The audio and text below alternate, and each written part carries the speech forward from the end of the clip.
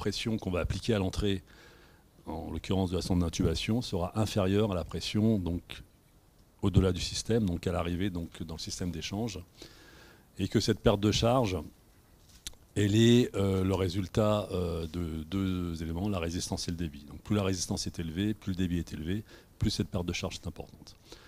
Donc c'est pour ça qu'en néonatologie, on essaye de travailler avec des débits qui ne sont pas trop élevés. Hein. Vous savez qu'on travaille entre 5, 6, 7, 8, 9 litres par minute pour éviter qu'il y ait trop de perte de charge et surtout pour éviter qu'on passe en flux turbulent. Puisque quand on passe en flux turbulent, les résistances augmentent. Cette résistance, donc, elle est liée à la géométrie des conduits, hein, les proportionnelles à la longueur et au rayon au carré. Et donc là encore, elle est relativement importante puisqu'on utilise d'abord des sondes d'intubation de petite taille qui vont générer une résistance importante. Aux conditions d'écoulement, on l'a vu, il faut vraiment s'efforcer de ne pas augmenter trop les débits. Alors il y a des débits comme le SLE qui est fixé à 8 litres par minute. Et on verra que de toute façon, l'augmentation du débit, quand on fait de la ventilation néonatale, a très peu d'influence sur l'augmentation du volume courant. Donc ce n'est pas forcément très utile. Et puis elle est liée aux propriétés physiques du gaz. Donc, plus important, donc, c'est la compliance. Alors la compliance, hein, vous savez que par définition, c'est la capacité qu'a un système à se laisser distendre. La courbe pression-volume classique, hein, c'est celle-là. Hein. Vous avez ici les volumes, ici la pression. Et dans une première partie, donc, vous allez augmenter la pression. Et le modèle le plus habituel, hein, c'est le modèle du ballon de baudruche. Quand vous allez souffler dans un ballon de baudruche, vous allez créer, en mettant de l'air dans le ballon, ce qu'on appelle une interface plastique liquide, en l'occurrence air liquide. Et cette interface va créer une force de tension superficielle qui va contribuer donc à ce qu'on appelle des forces de rétraction qui vont avoir tendance à faire s'affaisser le ballon. Donc vous allez souffler, augmenter la pression, peu l'augmentation de volume. Et puis un niveau de pression qu'on va appeler la pression d'ouverture, vous allez avoir ensuite une augmentation très régulière du volume, en appliquant une pression qui ne sera pas forcément très importante. Et puis à partir d'un moment où vous serez arrivé au volume maximal que pourra tolérer le système, si vous continuez à augmenter la pression, le volume n'augmentera pas. Et par contre, ce qui risque de se passer, c'est que ça pète. Hein. Voilà. Et donc vous voyez que la compliance est définie par le volume généré par la pression. Et donc, l'idée, bien entendu, hein, comme on travaille en ventilation en pression chez le nouveau-né, on va générer une pression entre la pression expiratoire positive et la PPI. Et cette pression va générer un volume courant. L'idée en ventilation néonatale étant maintenant, si possible, de ne pas ventiler, en tout cas quand on les ventile de façon invasive avec un niveau de pression le plus faible possible. Bien entendu, vous voyez que si on veut ventiler avec le niveau de pression le plus faible possible, il faut se placer dans la zone de meilleure compliance. C'est un deuxième avantage, c'est que ça vous permettra donc à chaque cycle d'avoir un recrutement au cycle suivant qui sera de bonne qualité. Si vous descendez en dessous du point d'inflexion, d'une part, vous allez générer un volume qui sera très peu important, et d'autre part, sur le cycle suivant, le temps que les alvéoles se rouvrent, sur le temps inspiratoire fixé, vous aurez une augmentation de volume qui sera encore moins importante, et progressivement, vous aurez votre poumon qui va s'atelectasier progressivement. C'est pour ça que si on travaille dans cette zone, on est dans la zone d'atelectotrauma. Et donc bien entendu, hein, c'est pour ça que quand on fait de la ventilation mécanique, on ne revient jamais à une pression zéro, on revient toujours à une pression expiratoire positive, alors qui va varier, on verra ça tout à l'heure sur l'exercice avec le niveau de pathologie qu'on a. L'idée étant de jamais descendre sous ce point d'inflexion. De même, et on verra que c'est un élément fondamental, hein, la surdistension que vous allez générer si vous travaillez au-delà du point d'inflexion supérieur est très délétère. Elle est délétère non seulement au niveau respiratoire, hein, puisque vous allez créer ce qu'on appelle une hyperinflation dynamique. Et la deuxième chose, vous allez augmenter l'espace mort, ce qui fait que la rétention de CO2 va augmenter. Ça aura des conséquences hémodynamiques droites, ça augmente la résistance vasculaire pulmonaire. Donc dans les situations de détresse respiratoire en phase d'adaptation, vous pouvez faire basculer votre bébé en hypertension pulmonaire. Ça a aussi des conséquences sur l'hémodynamique gauche, parce que vous allez avoir un collapsus veineux, une diminution de retour veineux gauche, une diminution de volume d'éjection systolique, voire du débit cardiaque avec une chute de pression artérielle. Et puis, ça a des conséquences sur l'hémodynamique cérébrale chez les bébés les plus prématurés avec des risques d'hémorragie cérébrale. Donc vraiment, il est fondamental de toujours travailler dans cette zone. À partir du moment où on a défini donc une résistance et une compliance, donc on peut définir ce qu'on appelle la constante de temps, qui va caractériser au mieux le système respiratoire auquel on a affaire. Et cette constante de temps, donc, c'est la résistance fois la compliance. Et donc, cette constante de temps permet de définir le temps optimal pour remplir le poumon. Et on estime donc que pour remplir correctement un poumon, il faut 3 constantes de temps. C'est important parce que cette constante de temps, finalement, vous voyez tout de suite qu'elle va vous permettre de définir vos temps. En particulier votre temps de remplissage, donc votre temps inspiratoire. Quand vous allez travailler donc en ventilation cyclée sur le temps, vous allez régler un temps inspiratoire, mais ce temps inspiratoire, vous n'allez pas le régler de façon identique en fonction des situations. Vous allez, a priori, on verra ça tout à l'heure, le régler en fonction de la constante de temps, dont on se rappelle que c'est la résistance et la compliance, mais la résistance, dans la très grande majorité des pathologies néonatales, de toute façon c'est une constante qui est associée au système de conduction, au tube, au système bronchique et trachéal. Et donc, elle va dépendre essentiellement de la compliance. Ce qui veut dire que quand vous avez une pathologie à compliance élevée, je pense par exemple à des enfants qui font des asphyxies périnatales, que vous ventilez mais qui n'ont pas de pathologie pulmonaire, ces enfants ont des compliances très élevées. Donc a priori, on aura tendance à mettre un temps inspiratoire plutôt long. Voilà.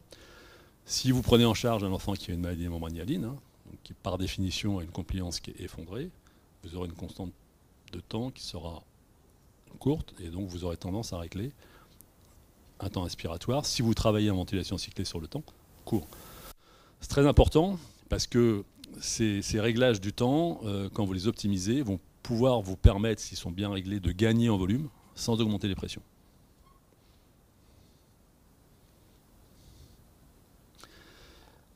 Rapidement, donc, quels sont les déterminants de l'élimination de CO2 ? Donc, en physiologie respiratoire, c'est la ventilation alvéolaire. Donc, la ventilation alvéolaire, c'est la fréquence fois le volume courant moins le volume de l'espace mort. Et en ventilation mécanique, c'est la ventilation minute, c'est-à-dire la fréquence fois le volume courant. Ce qui veut dire voilà, qu'avec cette équation, dans la grande majorité des cas, vous pourrez optimiser votre ventilation. Si votre enfant est hypercapnique, vous allez augmenter la ventilation minute, augmenter la fréquence ou augmenter le volume courant. L'augmentation de la fréquence, on verra qu'il faut faire très attention à certaines règles rapidement, parce que enfin bref, on verra ça tout à l'heure. Et puis, si vous avez un enfant qui est hypocapnique, c'est le contraire. Vous ralentirez le respirateur ou vous diminuerez le volume courant. Ce qui va influer sur le volume courant, c'est plusieurs choses. La première chose, on l'a vu, c'est bien entendu la différence entre la pression expiratoire positive et la pression inspiratoire positive, le delta P, qui en fonction de la compliance va générer un certain volume courant. Le débit, on a vu qu'il a finalement peu d'influence sur le volume courant. Plus vous allez augmenter votre débit, mais on a vu qu'il ne fallait pas trop l'augmenter, plus la vitesse d'augmentation de la pression va être rapide, et donc plus vous allez gagner 1 en volume courant, mais c'est vraiment très marginal. Vous allez gagner 4-5% de volume courant, donc ce n'est pas quelque chose qui est très important. Et puis les temps, ces temps qui vont dépendre de la constante de temps, si vous les réglez bien, donc ils vont pouvoir vous permettre. Donc finalement, vous voyez, c'est assez simple. Des choses dont on se sert en physiologie pulmonaire. Soit les déterminants de l'élimination de CO2, c'est la ventilation alvéolaire, la fréquence au volume courant. Donc on va pouvoir régler avec des temps correctement réglés et des pressions, en essayant de les limiter au maximum. Et puis, soit les déterminants de l'oxygénation, essentiellement le recrutement alvéolaire. Et puis, en pensant toujours, bien entendu, que dans certaines situations, on peut avoir des problèmes de débit.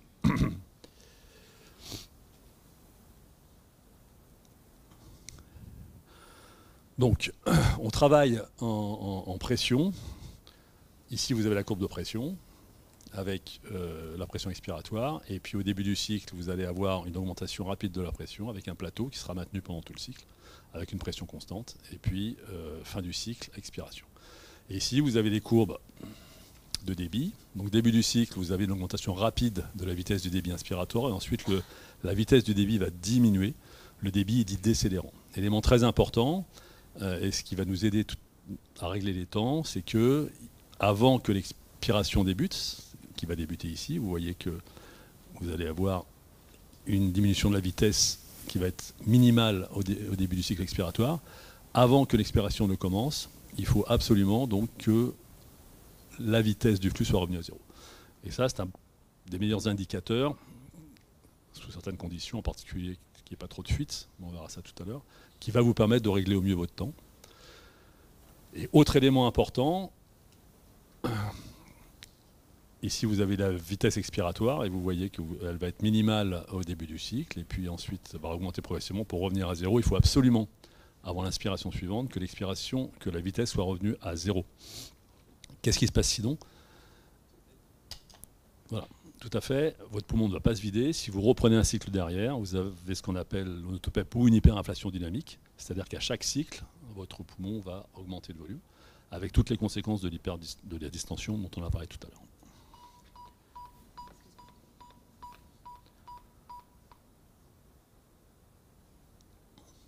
Donc, quand on travaille en pression, voilà, on a une pression qui est fixée, donc on va générer un volume courant et on va générer donc des débits donc inspiratoire-expiratoire.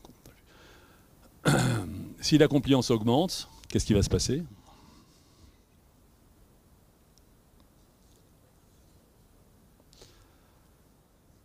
Les pressions sont constantes, donc la compliance augmente, donc par définition, vous vous rappelez la courbe, le volume courant va augmenter. Deuxième chose, vous voyez que la vitesse maximale du flux va augmenter aussi. Et ça, c'est un élément important à intégrer quand on va parler donc de ventilation cyclée sur le débit. On verra que ça a son importance. Quand la compliance diminue, bah c'est le contraire. Le volume courant va diminuer et la vitesse maximale du flux va diminuer.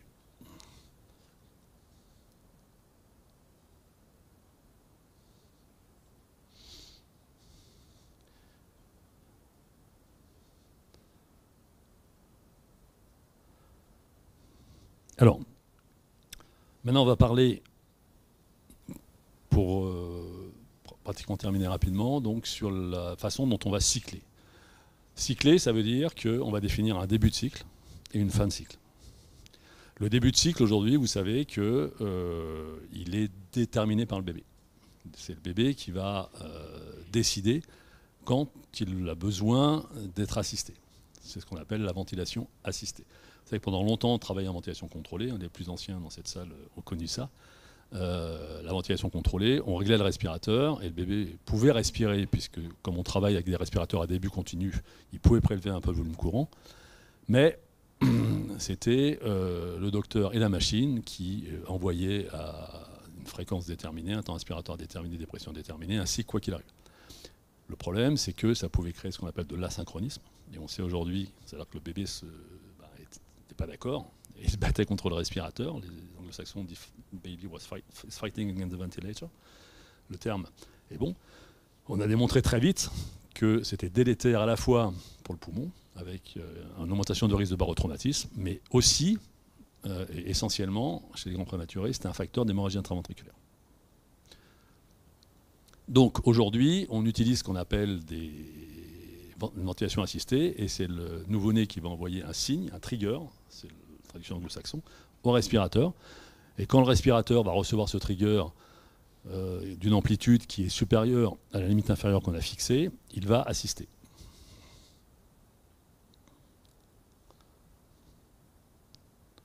Alors les triggers, rapidement, il y a eu, pour ceux qui ont connu l'Infant Star, la capsule de Gatsby, hein, qui est un système mécanique qu'on plaçait à la base du thorax, qui enregistrait donc les dépressions inspiratoires et qui envoyait le signal au respirateur, qui envoyait un cycle.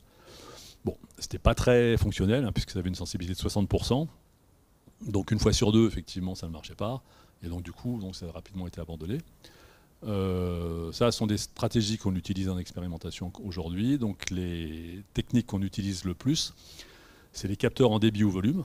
C'est pour ça qu'on place la pièce de pneumotac à la sortie du respirateur, à la sortie de la sonde d'intubation. Elle est ici, vous voyez. C'est très important quand on fait de la ventilation néonatale qu'il soit en sortie de tube. Pourquoi ? parce que ces petits bébés vont générer des volumes et des débits qui sont très peu importants. Et donc, si, comme ça, on le fait en ventilation chez l'enfant plus grand ou chez l'adulte, on place la pièce en bout de circuit, jamais elle ne pourra enregistrer la faible variation de volume et de débit qui va être induite par l'inspiration produite par le bébé, en raison donc, du volume de compression des gaz. Donc ça sera important. Deuxième chose importante, il faut que la réactivité du système soit très très très courte. Les bébés ventilent très vite. Et donc, il faut que la réponse soit de l'ordre de la milliseconde, quelques millisecondes au maximum. Parce que si vous avez une réponse trop lente, on va dire, par exemple, si votre système répond au bout de 0,5 secondes, chez un bébé qui respire à 100 coups par minute, il aura le temps de déclencher une autre inspiration avant de recevoir le cycle qu'il a généré, qu'il a demandé antérieurement. Et donc, ceux qui sont plus utilisés, c'est les trigger en volume ou en débit. Hein, et l'idée, c'est de régler, on verra tout à l'heure, hein, le trigger au bon niveau. Pas trop élevé, pas trop bas non plus. Sur ce respirateur, comme beaucoup de respirateurs néonatals, c'est un trigger en débit. Et donc quand le bébé va prélever un débit qui sera supérieur au seuil qu'on a fixé, la machine va l'assister. Alors l'inconvénient de ces systèmes, hein, c'est qu'on ne peut les utiliser qu'en ventilation invasive, puisque pour qu'il y ait des volumes et des débits qui passent à l'expiration à travers le sonde, il ne faut pas qu'il y ait 100% de fuite autour. 100% de fuite autour, c'est quand vous faites de la ventilation non invasive. Parce que par définition, il n'y a rien qui sort. Et donc, si on veut faire de la ventilation non invasive en pression positive intermittente assistée, il y a une technique qui se développe actuellement, qui est la NAVA. Je n'ai pas mis sur la diapo là. La NAVA, c'est la Nervous Assisted Ventilation. C'est un système dans lequel vous allez placer une sonde gastrique avec des capteurs électriques que vous allez positionner en regard des piliers du diaphragme. Et quand le nerf phrénique va se contracter quand le nerf phrénique va envoyer un signal au diaphragme pour qu'il se contracte, ce signal va être enregistré par ces capteurs électriques qui vont assister. Donc c'est très intéressant, hein, il y a pas mal de données chez l'enfant qui commencent à sortir. Chez le nouveau-né, ça reste encore en phase d'évaluation, même s'il y a des données qui commencent aussi à sortir. L'intérêt de la technique, c'est que elle est du coup extrêmement sensible et surtout le signal d'assistance en termes de pression que vous allez envoyer va être proportionnel au signal électrique, donc on appelle ça l'EDI, on le règle en fonction de ça, que de la contraction de phrénique. Et donc plus le signal électrique est important, ça veut dire plus il va réclamer une contraction phrénique importante et donc à ce moment-là plus l'assistance sera importante. Donc c'est assez physiologique comme technique. Donc pour les techniques de ventilation non invasives en pression positive qui sont intéressantes dans une indication post-extubation en cas d'échec de CPAP, ce sera encore plus intéressant, effectivement, avec la NAVA. Actuellement, il y a peu de ventilateurs qui en sont équipés, en tout cas sur respirateur néonatal, il n'y en a que 2 qui en sont équipés. Mais bon, voilà, sachez que c'est quelque chose qui va continuer à se développer. Donc pour cycler, et on va terminer pratiquement là-dessus sur cette partie, il y a 2 façons de cycler. La première façon de cycler, c'est je détermine mon temps inspiratoire. 0,32, 0,33, 0,35, 0,40 en fonction de la situation. Et quel que soit le cycle, l'enfant va recevoir le même temps inspiratoire. Donc vous voyez tout de suite que c'est la technique la plus utilisée, parce que c'est finalement la plus simple. Mais si on veut être un peu obsessionnel quand on fait de la ventilation, ce n'est pas forcément la plus adaptée, parce que vous vous rappelez que ce temps inspiratoire va dépendre de la compliance, mais la compliance n'est pas fixe. La compliance, elle va varier de façon relativement instantanée. Il suffit que le bébé bouge un peu, tousse un peu, qu'il y ait des sécrétions pour que la compliance varie. Et donc si vous réglez un temps inspiratoire constant, quel que soit le cycle, finalement, vous ne serez pas optimal sur le réglage de votre respirateur. Néanmoins, c'est la forme la plus utilisée. Donc c'est pour ça qu'il peut être intéressant d'utiliser la ventilation cyclée sur le débit. C'est quoi le principe de la ventilation cyclée sur le débit? La ventilation cyclée sur le débit, vous allez vous servir de votre courbe de débit. Donc vous vous rappelez, donc, la vitesse sera maximale au début du cycle, et ensuite vous aurez une diminution de la vitesse.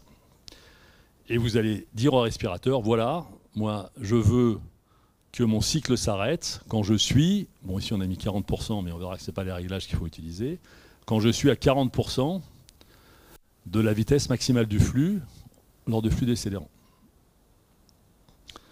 Et donc, augmentation de ma vitesse qui sera maximale au début du cycle, diminution de la vitesse, et puis quand je suis à 40%, hop, ça s'arrête. Vous voyez tout de suite que l'intérêt du système, c'est que vous allez régler un temps inspiratoire qui va être un pourcentage, c'est-à-dire une variable relative. Cette variable relative va dépendre de la vitesse maximale du flux. Et vous vous rappelez, sur les cours qu'on a vu tout à l'heure, plus la compliance était élevée, plus la vitesse maximale du flux était importante. Si la compliance baisse, la vitesse maximale du flux baisse aussi. Et donc finalement, vous aurez une adaptation de vos temps inspiratoires qui va varier en fonction de la compliance instantanée, puisque la vitesse du flux maximale va varier aussi en fonction de la compliance instantanée. Donc, c'est une technique intéressante. La limite, on va...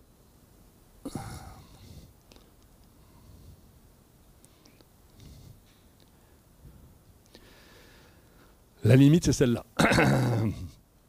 La limite, c'est que vous voyez que si vous réglez donc, un arrêt de cycle trop précoce, vous allez générer un volume courant qui ne sera pas forcément suffisant. L'idée, c'est de régler une fin de cycle qui soit le plus proche de zéro. Sauf que c'est souvent pas possible pour une raison simple qui sont les fuites.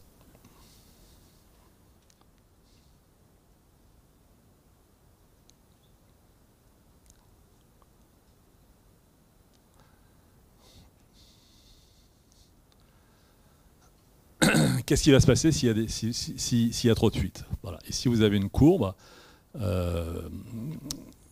mettons que vous ayez 40% de fuite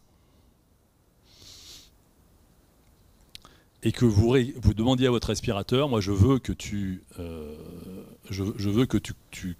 termines mon cycle quand je suis à 30% de la vitesse maximale. Qu'est-ce qui va se passer?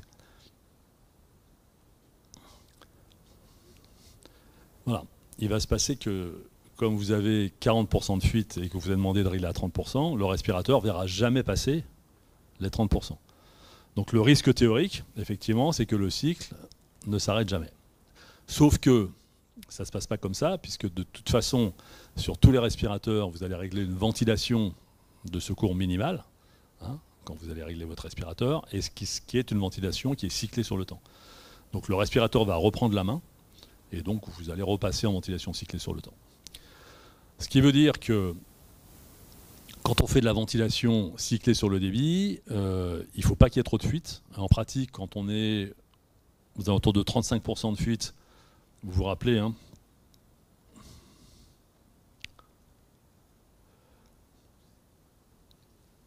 on va être obligé de régler une fin de cycle autour de 40%, on va générer un volume courant trop important. Donc en pratique, quand on est à 35% de fuite, voilà, on peut encore faire la ventilation cyclée sur le débit, mais au-delà, non. Donc ça, c'est la limite la plus importante de ce système, qui sinon est très intéressant.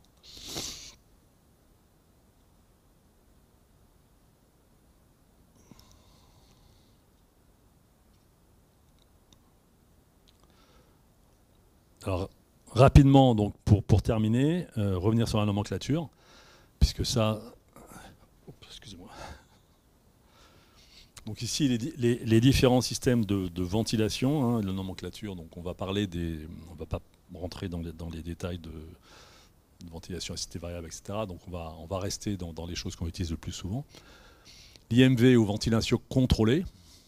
Donc ici, vous avez votre patient, et donc on travaille sur des respirateurs à débit continu. Donc votre patient peut prélever un peu de volume quand il respire, mais votre respirateur, il va, quand vous êtes en ventilation contrôlée, donc quel que soit ce qui se passe chez le patient, il va délivrer donc un cycle à pression réglée dans le respiratoire, puisqu'on est en ventilation contrôlée. Donc par définition, dans la nomenclature, on est en ventilation cyclée sur le temps. Quand vous faites de la ventilation assistée contrôlée, là, vous voyez qu'à chaque fois que le patient va envoyer un signal au respirateur, un trigger, il va être assisté par un cycle donc, à pression constante et à temps inspiratoire constante. Ventilation assistée contrôlée, par définition, on est en ventilation cyclée sur le temps. C'est une technique intéressante. La limite du système, c'est que quand vous avez un bébé qui est très polypnéique, ce qui arrive souvent, hein, en particulier chez les petits, quand vous travaillez en ventilation assistée, temps inspiratoire constant, si votre bébé devient très polypnéique, vous risquez à ce moment-là de vous retrouver dans une situation avec un temps expiratoire trop court. Hein, vous vous rappelez, hein, que sur les courbes, si on ne veut pas générer d'hyperinflation dynamique, il faut que l'expiration soit suffisamment longue pour que le bébé puisse expirer. La règle, vous la connaissez, il faut toujours respecter un rapport I sur E inférieur à 1. C'est-à-dire que le temps expiratoire soit toujours plus long que le temps inspiratoire. Quand vous êtes en ventilation assistée contrôlée, c'est le bébé qui va décider de la fréquence.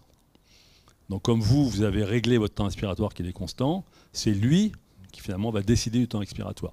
Et s'il se met à respirer trop vite et que vous n'êtes pas forcément, passez pas forcément votre nuit assis devant à côté du respirateur, il y a ce risque-là. Donc c'est pour ça qu'on a inventé la ventilation assistée contrôlée intermittente, dans laquelle, là encore, on est en ventilation assistée contrôlée, donc ventilation à pression constante et temps inspiratoire constant, cyclé sur le temps. Sauf que tous les cycles ne vont pas être assistés. Il y a ce qu'on appelle pendant les cycles une période réfractaire, on ne va pas rentrer dans les détails aujourd'hui, qui fait que un début de cycle, si le patient demande un cycle, il va le recevoir. Mais si, toujours dans le même cycle, il va en demander un deuxième trop tôt, le respirateur va dire non, mon coco, tu as déjà reçu ce qu'il fallait, je ne vais pas t'envoyer un autre cycle parce que non, sinon tu risques effectivement une hyperinflation dynamique. Donc, cette période réfractaire existe et cette période réfractaire, elle dépend en fait de la durée du cycle. Plus le cycle est long, c'est-à-dire plus la fréquence est basse que vous avez réglée, plus la période réfractaire sera longue. Et dernière technique, et donc là, dans toutes ces techniques de ventilation contrôlée, ventilation assistée contrôlée intermittente, on est en ventilation, par définition, en ventilation cyclée sur le temps. Et quand on fait de la ventilation cyclée sur le débit, on parle d'aide inspiratoire. Et donc dans l'aide inspiratoire, tous les triggers donc seront assistés, mais vous voyez que les temps inspiratoires vont varier à chaque temps, puisqu'ils vont dépendre de la vitesse maximale du flux, et donc de la compliance, et donc à chaque cycle, les temps inspiratoires vont varier, avec des temps inspiratoires qui seront plus courts. C'est pour ça qu'il peut être intéressant, mais on pourra en faire une démonstration tout à l'heure, d'associer la ventilation assistée contrôlée intermittente et l'aide inspiratoire, puisque le problème de ne pas assister chaque cycle, c'est de créer de l'asynchronie. Donc l'intérêt de la ventilation assistée contrôlée, c'est que vous ne créez pas d'insynchronie, mais si le bébé respire trop vite, vous pouvez créer de l'hyperinflation dynamique. En ventilation assistée contrôlée intermittente, vous éliminez le risque d'hyperinflation dynamique. Par contre, vous pouvez créer de l'asynchronie, puisque le bébé va respirer entre les cycles, et en particulier pendant les périodes réfractaires, il ne sera pas assisté. Et donc si vous voulez éviter ça, vous pouvez ajouter à la ventilation assistée contrôlée intermittente de l'aide inspiratoire qui permettra d'assister pendant les périodes réfractaires avec des temps inspiratoires qui sont beaucoup plus courts. Parce que vous verrez, hein, quand on règle en aide inspiratoire, on va générer des temps inspiratoires beaucoup plus courts que ceux qu'on a réglés. Et donc pour le coup, vous n'aurez ni asynchronie, ni risque d'hyperinflation dynamique.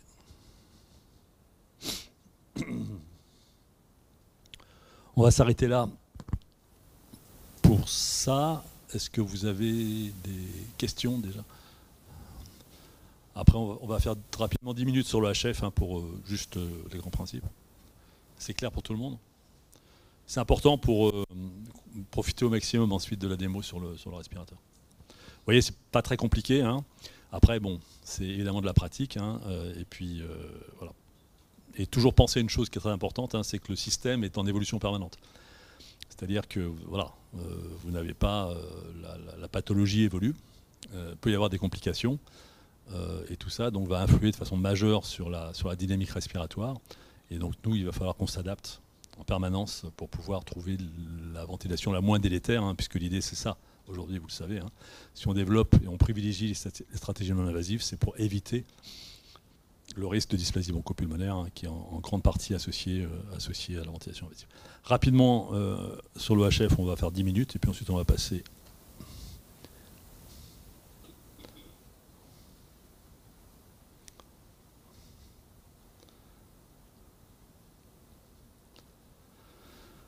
Alors, L'OHF a été inventé dans les années 80 pour justement essayer de ventiler à pression constante avec le volume courant le plus faible possible.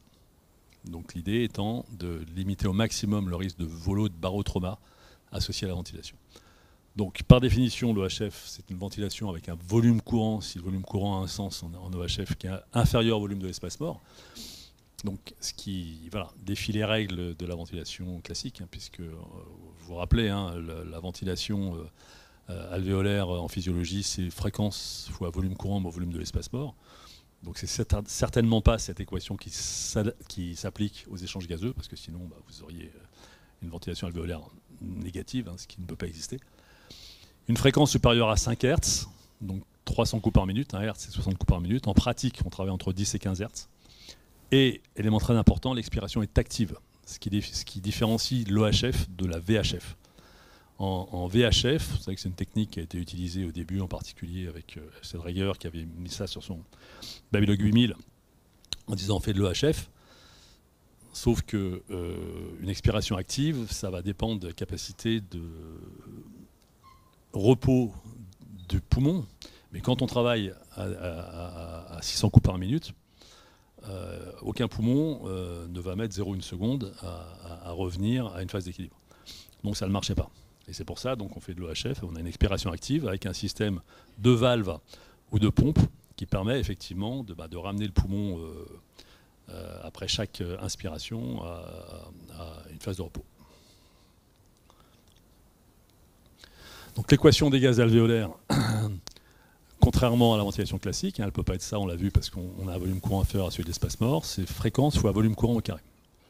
Et ça, on verra quand on fera la démonstration qu'on a un marqueur qui s'appelle la DCO2 qui permet de monitorer donc sur les respirateurs qui font de l'OHF, comme celui-ci, au mieux l'élimination de CO2. Puisque bien entendu, la ventilation alvéolaire va déterminer, vous vous rappelez, l'élimination de CO2. L'oxygénation, donc, elle va dépendre, donc, on l'a vu, du recrutement alvéolaire. Et en pratique, c'est la pression moyenne ou pression de distension qui va permettre donc de recruter au mieux le poumon. Alors, toujours rappeler donc, que quand on fait de la ventilation en pression positive, il faut absolument éviter donc, le risque d'hyperinflation. Et il existe dans toutes les techniques de ventilation, et particulièrement en OHF, et ça il faut faire attention parce qu'on n'a pas beaucoup aujourd'hui en pratique clinique d'éléments qui puissent nous permettre de bien l'évaluer. On se sert de la radio de thorax, mais ce n'est pas un bon élément. Donc actuellement, sont en développement des systèmes qui permettent de mesurer les volumes pulmonaires de façon non invasive, de façon localisée, donc dans chaque lobe. Ça va venir rapidement, je pense, en pratique clinique, mais pour l'instant c'est encore en phase de développement. Il n'empêche qu'en pratique clinique, donc on continue à se servir de la radio, et quand on fait de l'OHF, il faut faire des radios, au moins 3 radios par 24 heures, pour essayer d'évaluer au mieux l'hyperdistension si elle apparaît. Après, il y a d'autres signes, on verra tout à l'heure, qui doivent nous faire penser qu'on est en surdistension. L'élimination de CO2, je ne vais pas rentrer dans les détails, c'est un certain nombre de principes physiques qui ne sont pas très intéressants pour nous. Donc je passe rapidement.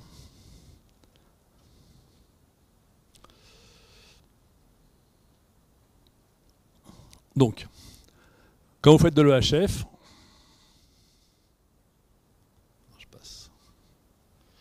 vous avez fixé une pression de distension. Cette pression de distension est une pression constante. Donc un des intérêts, si vous voulez, quand vous travaillez à pression constante, sur un poumon qui est par essence une structure hétérogène, et qui l'est encore plus quand le poumon est pathologique, finalement, ça va vous permettre de lisser l'hétérogénéité. Parce que quand vous travaillez en pression positive intermittente, quand vous allez ventiler un poumon hétérogène, la pression va aller se répartir dans les zones les plus compliantes, qui sont déjà ouvertes, et très peu dans les zones qui sont les moins compliantes. Donc finalement, quand vous allez ventiler un poumon hétérogène en pression positive, vous allez contribuer à aggraver l'hétérogénéité. Si vous mettez une pression constante, vous aurez théoriquement moins cet effet-là. Et vous allez osciller autour de cette pression de distension, pic à pic ou avec un delta P. Et vous voyez que un des éléments essentiels donc, qui va générer la ventilation alvéolaire, c'est ce volume courant entre guillemets au carré. Et vous voyez que pour faire varier ce volume courant, il y a deux façons. Il y a ou faire varier la fréquence. Et donc, contrairement à la ventilation conventionnelle, quand vous augmentez la fréquence, ici on va passer de 10 Hz à 15 Hz, bah, vous allez diminuer le volume. Donc vous allez diminuer la ventilation alvéolaire, alors que quand vous travaillez en ventilation conventionnelle, quand vous diminuez la fréquence, vous allez diminuer la ventilation alvéolaire. Et l'autre façon de faire, c'est d'augmenter le delta P. Voilà. Donc c'est sur ces deux éléments que vous allez jouer quand vous allez adapter votre ventilation. Les indications de l'OHF. Alors rapidement, il y a eu un nombre important d'études qui ont comparé l'OHF et la ventilation conventionnelle. Bon, je ne vais pas refaire l'histoire hein, parce qu'il y a eu des évolutions. Au jour d'aujourd'hui, on sait que finalement, les résultats sont les mêmes. Tout est affaire d'expérience de chaque équipe. Il y a des équipes qui font beaucoup d'OHF, l'équipe de Lyon par exemple, nous on en fait beaucoup, d'autres qui en font moins. Voilà. Chez le nouveau-né, en général, on ne l'utilise pas en première intention. Ça vient des premières études qui avaient malheureusement provoqué un surrisque d'hémorragie intraventriculaire. C'était lié à des problèmes de réglage. Donc depuis, on sait que c'est pas faux. Il y a une méta-analyse qu'avait fait Guy Moriette dans Lancet il y a quelques années, qui avait montré qu'il n'y avait pas de surrisque d'hémorragie intraventriculaire. Mais bon, c'est pas en général une stratégie qu'on utilise en première intention chez le nouveau-né prématuré. Chez le nouveau-né à terme, c'est proche du terme. C'est très intéressant dans les pathologies alvéolaires parce que vous savez qu'elles sont souvent plus sévères que chez les nouveau-nés prématurés parce que ce n'est pas des simples déficits en surfactants. Ça peut être des alvéolites, ça peut y avoir de l'édème, etc. On a souvent du mal à les ventiler. Et donc l'OHF peut être intéressante. Et puis la deuxième indication dans laquelle ça marche très bien, c'est les inhalations miconiales sévères avec hypertension pulmonaire. Ça a été montré par John Kinsella. Hein, l'association des deux est certainement la meilleure stratégie thérapeutique pour ces détresses respiratoires sévères. On va s'arrêter là, si vous le voulez bien, et puis on va passer peut-être à la démo. Est-ce que vous avez des questions sur ce sujet? C'est bon? Ben merci.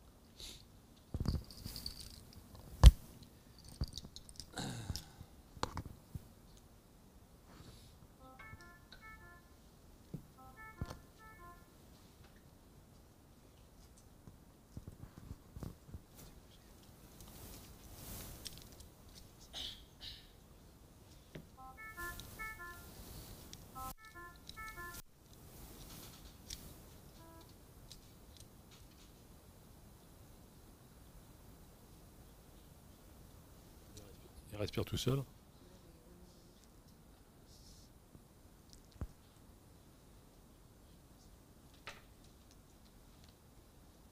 Le respirateur, il va être projeté.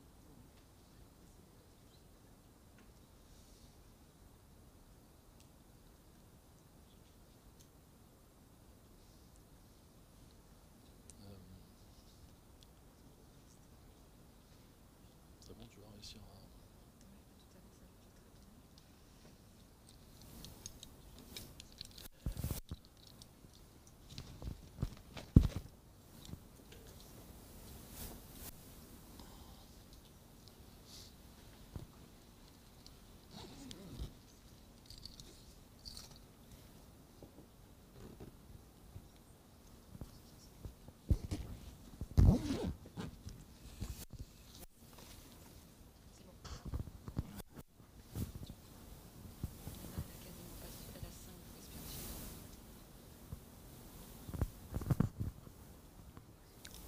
Vous utilisez en majorité la VAC, j'imagine.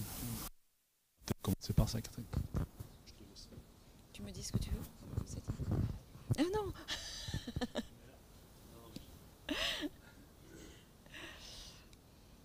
Donc, Lucie, elle pèse 2,5 kg. Juste pour vous dire une idée de Lucie. Dis-moi ce que tu veux en setting. Ouais. là, elle est quasiment passive. Elle a 5 respirations par minute. Donc,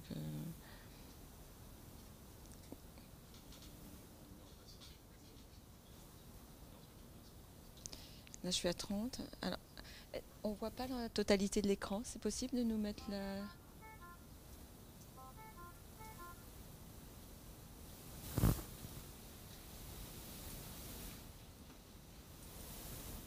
Est-ce qu'on peut avoir l'écran total sur le...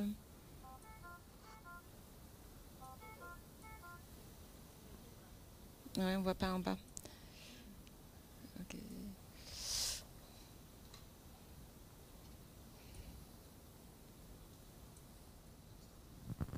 Super. Il nous manque encore des... Ok. Le réglage, je suis à 30. Temps respiratoire. On va augmenter un petit peu. Je suis à 0,4. Je laisse. Une PEP à 4. Ouais.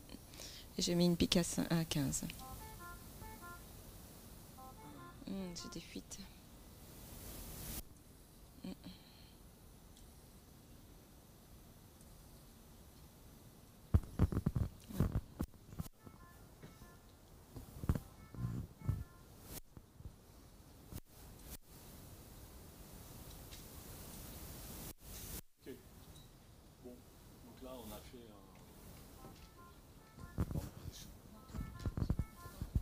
Bon, là, on a mis... Catherine, tu peux mettre le bandeau en bas. Ok. Bon, Kiki, on a mis un réglage, on va dire standard, hein, puisque... Donc voilà, en haut vous avez la courbe de pression, au milieu la courbe de débit, et en bas les volumes. Après, donc, vous avez sur la droite les paramètres qui sont mesurés. Hein.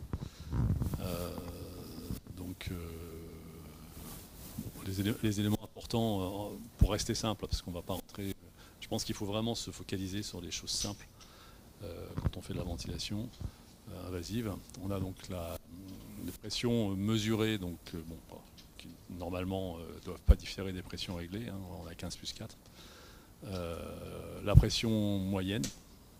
Un élément important, hein, puisque vous vous rappelez que c'est un des déterminants qui va vous permettre un des déterminants qui va vous permettre de recruter au niveau de poumon, enfin des marqueurs. Et puis le volume courant. Toujours un indicateur intéressant à remarquer, hein, c'est le volume courant expiré, donc il faut le savoir, hein, parce que quand il y a des fuites, le respirateur va compenser, on le verra tout à l'heure. Mais bon, il faut savoir que c'est le volume courant expiré. Le courant, vous savez, hein, chez le nouveau-né prématuré, hein, c'est 5 à 7 minutes par kilo. Donc ça peut être un indicateur, et chez le nouveau-né à terme, c'est plutôt 8 minutes kilo. Bon, c'est un indicateur intéressant parce qu'en fonction du volume courant que vous allez générer, vous pourrez déjà avoir une idée, donc, de l'efficacité de votre ventilation. Donc déjà là-dessus, sur ce réglage, qu'est-ce que vous pouvez dire? Je ne peux pas le m'enlever complètement. Que les réglages vous paraissent... Et il y a une trentaine d'années, quand j'étais jeune chef de clinique, j'avais demandé à mon chef de service, qui est mort il y a 10 ans, c'est pour vous situer l'âge qu'il avait, je lui ai dit, monsieur, pourquoi les reflux sont plus fréquents aujourd'hui que quand vous étiez chef de clinique, c'est-à-dire il y a 60 ans. Mais il me dit, ils n'étaient pas plus fréquents, on mettait juste un bavoir et personne ne disait rien. Donc c'est pour aller dans le sens de Mostafa, je pense qu'on accorde beaucoup plus d'effet au reflux gastro-œsophagien, et Marc a très bien montré qu'il fallait sûrement diminuer. Et puis, Mostafa a prononcé le nom d'un homme, on appelait ça les cargilites. Il trouvait les reflux là où il n'y en avait pas et des œsophagites là où il n'y en avait pas. Voilà, donc... Jaber. Dernière question. Est-ce que vous ne pensez pas que c'est plutôt très souvent un problème de suralimentation? Parce que ce qu'on voit, nous, dans la pratique, c'est qu'un bébé qui pleure, on prépare un biberon. Il a déjà le sein, il est rassasié. Non, il pleure, on va préparer un deuxième biberon, et ainsi de suite. Et donc, chaque fois, il régurgite, tout simplement parce qu'il y a une suralimentation. Donc, on va véritablement dans l'explication qu'on a dit sur la quantité qui est trop importante, sur une capacité à une contenance d'un estomac qui est dépassée d'un point de vue très mécanique par la surpression. C'est effectivement ce qu'il faut essayer d'arriver, c'est-à-dire bien reconstituer le biberon si le bébé est en lait artificiel et ne pas le suralimenter, parce que déjà 130 millilitres kilo-jour, c'est déjà important. Alors si vous imaginez, si on est à 180, il y a beaucoup de bébés qui sont à 180 millilitres kilo-jour, hein. Et les bébés qui régurgitent au sein sont souvent des bébés qui sont très pléthoriques, hein. C'est parce que la maman, elle y va, hein. Oui, en fait, pour la majorité des cas, c'est pleurs égale biberon. Et donc, du coup, on explique, ça déborde. Après, ça déborde. Et donc, après, ils comprennent parfois ce message. Mais bon, c'est pas toujours simple. C'est pour ça que la prochaine fois, vous m'inviterez pour savoir qu'est-ce qu'on fait devant le bébé qui pleure.